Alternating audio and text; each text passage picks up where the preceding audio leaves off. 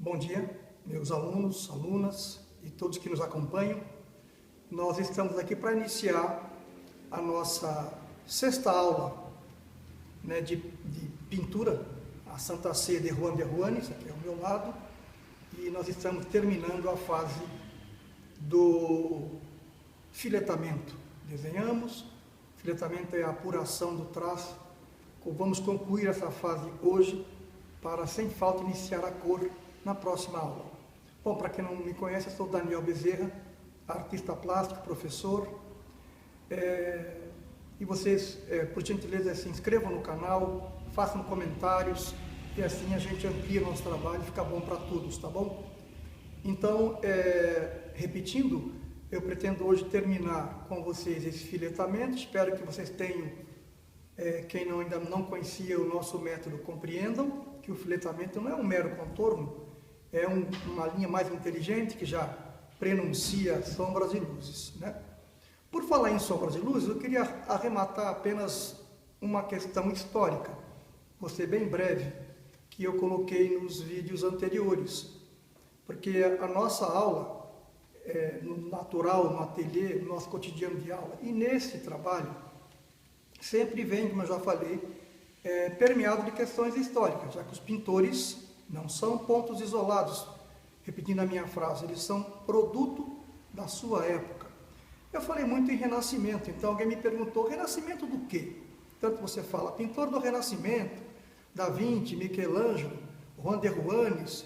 Ora, o Renascimento é da cultura greco-romana, da Grécia e Roma, aquela cultura clássica, sabe?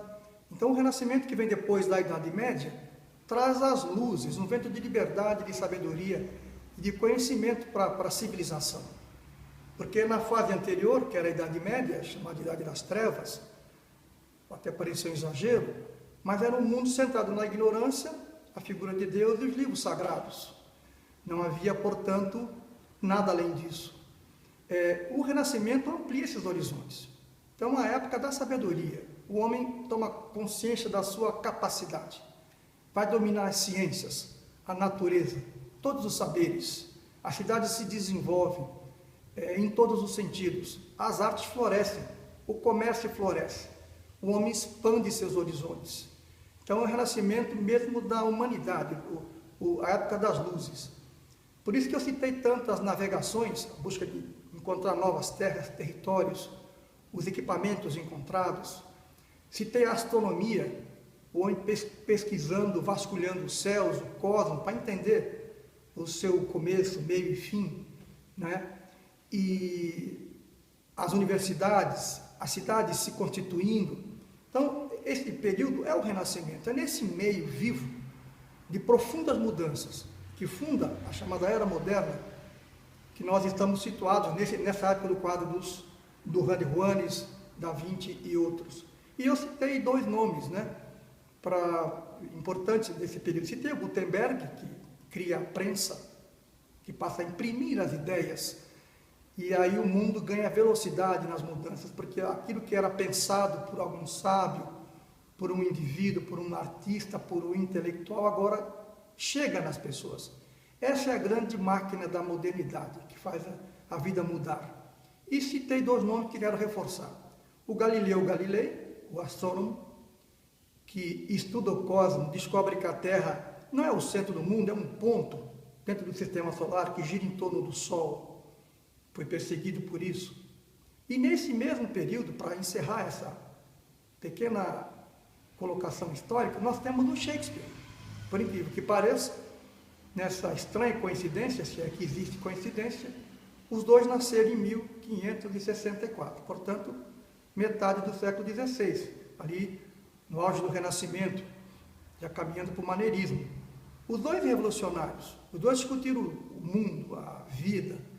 O Shakespeare discutiu o poder, a economia, os negócios, retomou toda a cultura grega, aquela mitologia, e penetrou na alma humana, né? Então, ele é um homem também que demonstra o quanto esse período do Renascimento teve de revolucionário, de avançado. E é incrível que os dois sejam contemporâneos. Então, chama atenção também para que tendo tempo, vocês, em um dado momento, se interessem um pouco pelo pensamento do Shakespeare. A questão do poder, das famílias, a questão da intolerância, aquelas migrações, tudo aquilo já existia. Ele vai fundo nisso. E ele se interessa muito por aquele comércio nas cidades que ele andava, Florença, Veneza, porque os comerciantes eram uma classe que começou a surgir, que tinham dinheiro, que seria a classe burguesa. Os comerciantes financiavam os pintores, financiavam Juan de Juanes. Então era a igreja, os nobres, mas o dinheiro vinha desses comerciantes, que eles queriam fama, eles queriam status. O que eles faziam?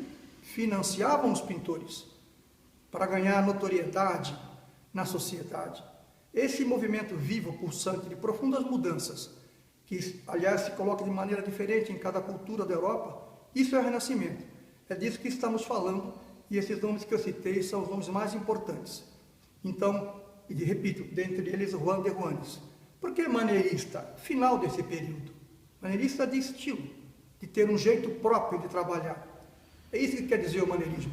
Esses homens, além de estar num período, criaram uma maneira pessoal de construir as luzes, sua simbologia, a maneira de abordar a figura humana.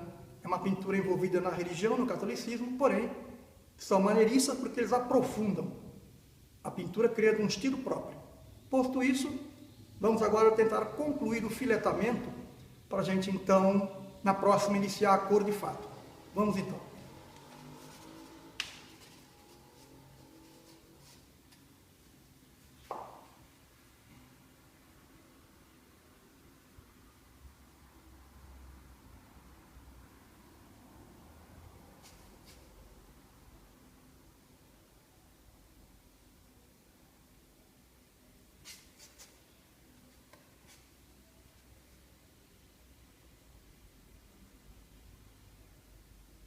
Marcar essas linhas aqui da estrutura, da arquitetura do ambiente onde estão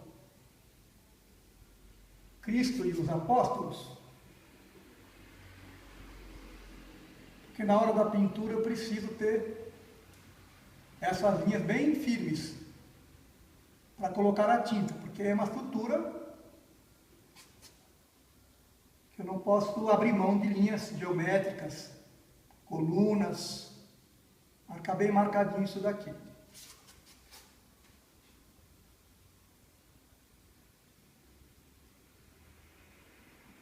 Vocês vejam como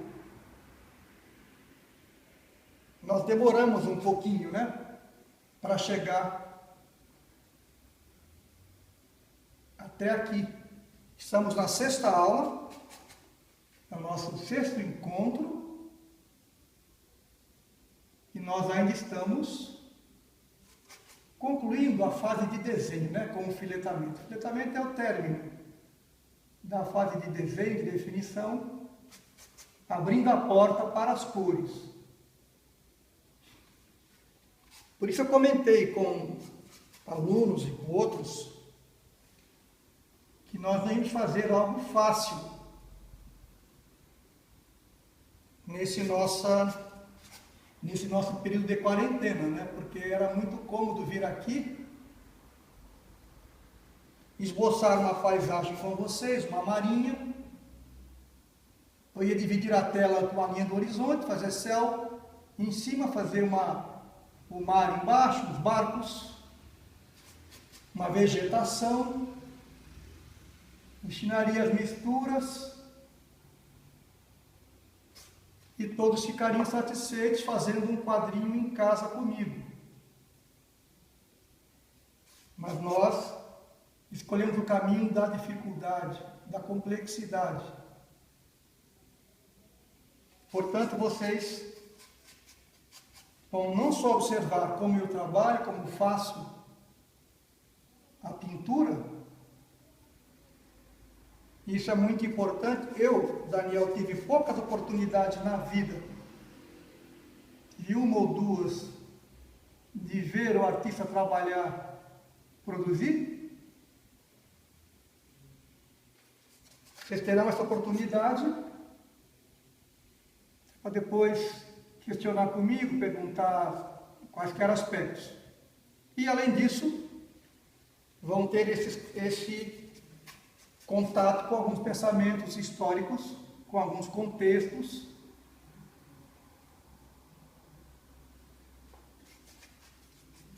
E eu gostaria que vocês fixassem bem esse período do Renascimento, que é um dos mais marcantes da civilização humana.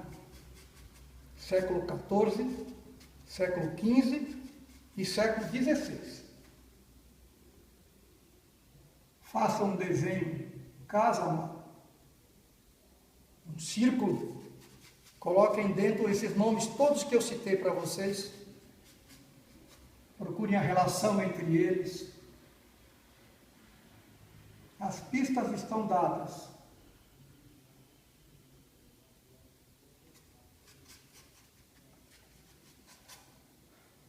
Mas eu acredito que não é fácil. Quem entrar nesse vídeo, quem entrar nesse vídeo, nessa aula, por exemplo aqui, esta sexta, sem um preparo, pode estranhar. Puxa, o cara falou tanta coisa, está arriscando aí. Então eu tenho consciência que esse projeto da Santa Ceia de Juan de Juanes, que eu não sei se levaremos 12, 15 aulas, tenho consciência que é difícil acompanhar o que eu falo, o que eu estou fazendo, mas é assim que se aprende. Não tem coisa fácil no conhecimento, não tem beabá. O conhecimento é preciso penetrar nele, ter coragem, estudar e aprender. Sobretudo nós que somos pintores, temos que estudar mais do que os outros. Vamos seguir aqui a nossa final de filetamento.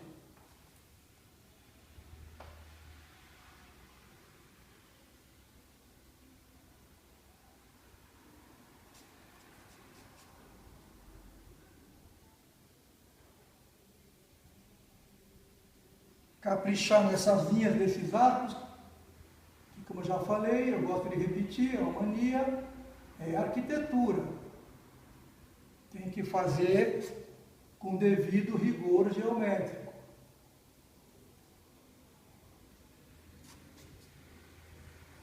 Apressar isso aqui. Esse arco maior.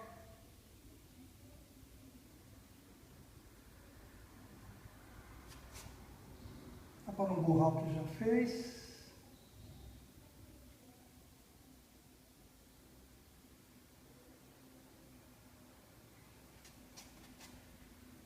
Aqui.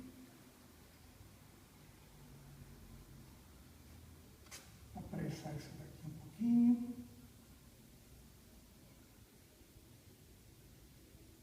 Pronto. Uma última linha.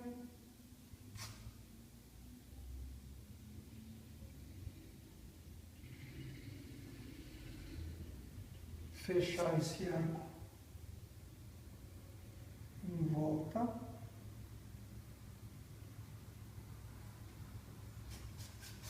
do Cristo,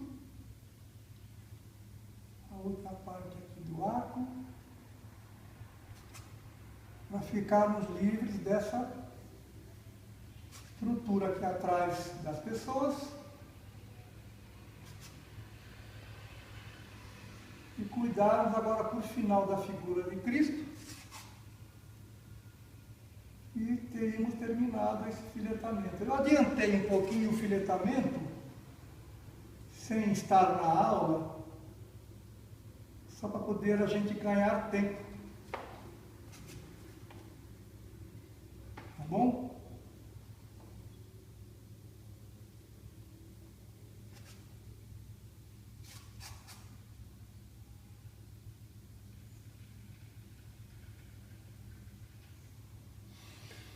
Vamos agora para a figura central do Cristo. Muito cuidado, tem que precisar bem os traços. Testa. Sobrancelhas arqueadas.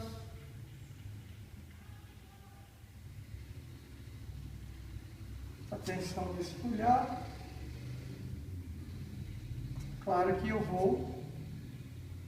Isso aqui receberá toda uma atenção depois na hora final da cor, mas o que eu puder definir definir de olhar, direção do olhar, olhar piedoso, como diziam esses artistas eclesiásticos ou católicos, a expressão deles, olhar piedoso. Então, a figura sacra pode ter olhar piedoso, né?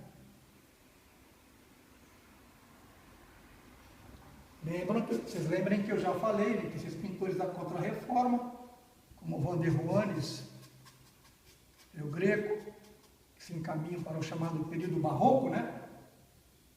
Eles trabalhavam essas ideias do sofrimento, da penitência, da fé, do milagre. Então a pintura ganha toda essa simbologia, reforçando a tarefa da igreja, né, que era ganhar terreno, adeptos, difundir suas ideias, não é? E fazer o contraponto ao protestantismo. Então, do nosso ponto de vista, nos interessa dizer que a pintura modificou-se, ganhou luzes, contrastes, elementos estéticos para encantar as pessoas. Cabelo do Cristo, veste,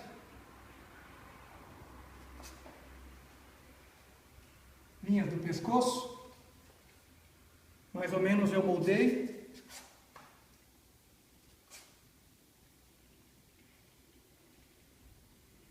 Mão.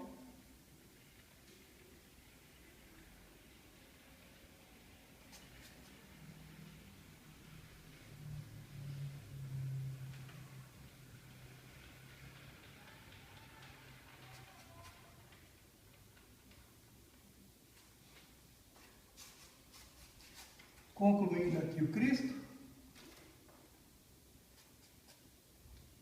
Bom, quem pinta comigo sabe que é preciso sempre ter o paninho junto, uma extensão da mão.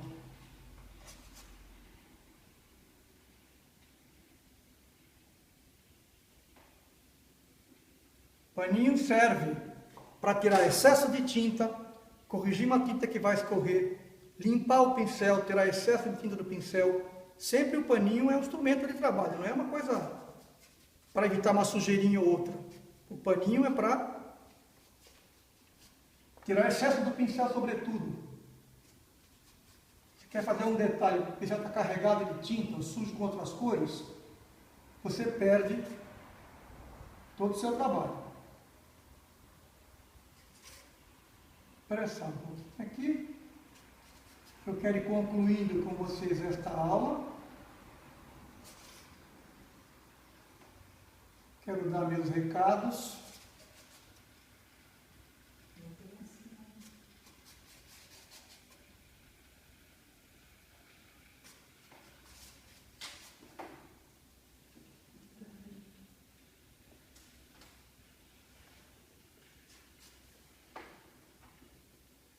E a gente, aula que vem, iniciar, digamos assim, a segunda etapa, que é...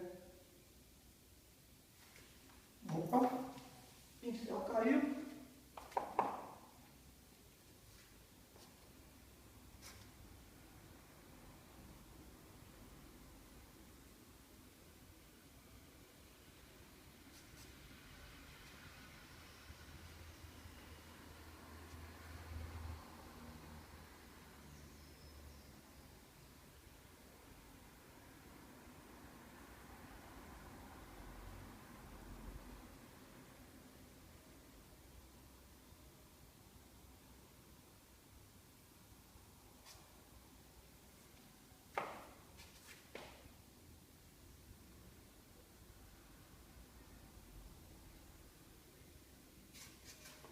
Seguindo a última mão aqui embaixo desse personagem,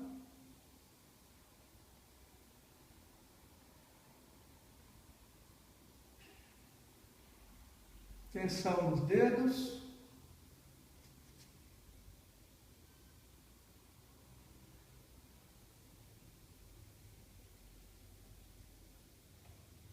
Extensão dos dedos.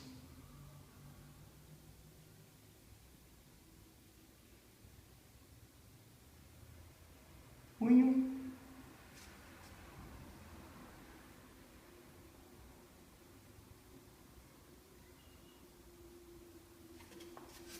Definir um pouquinho mais a linha da mesa, o cálice,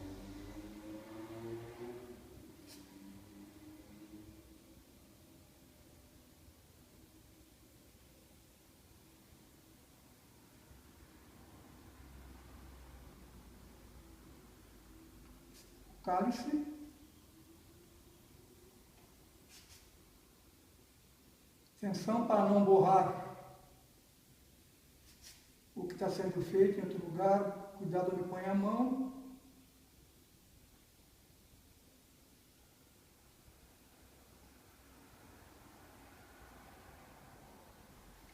Satisfeito? Vamos concluir aqui em cima uma parte da arquitetura que faltou.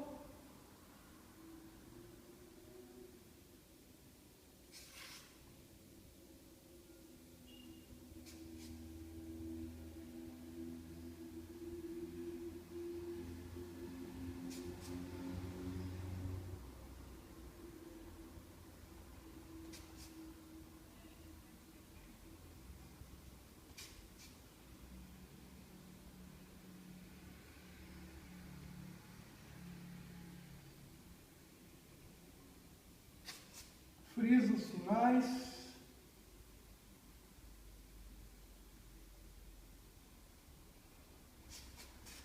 Friso os sinais. Aqui tem um cortinado aqui por trás. Eu tenho que marcar na hora de fazer o fundo. Vai ser um elemento bonito de criar uma diferença entre a cortina e o fundo, deixando mais claro um pouquinho o fundo e a cortina escura. Só aquela linha que eu falei, tudo que interessa a gente marca. O letramento adianta aquilo que eu vou ter pela frente.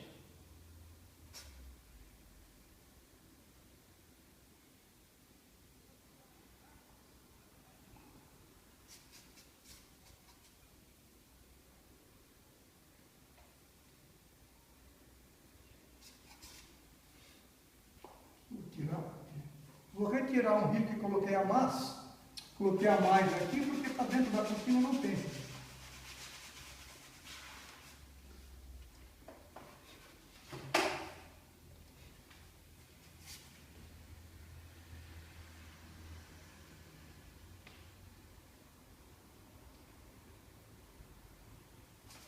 Terminamos. Nós terminamos o nosso filetamento basicamente.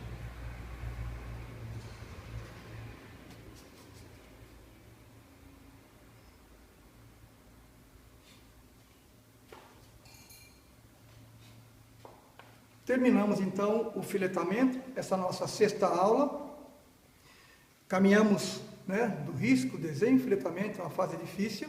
Ninguém pinta realismo, figuras clássicas, sem desenho preciso, sem desenhar. Então, foi difícil acompanhar, eu sei, só traço e conversa.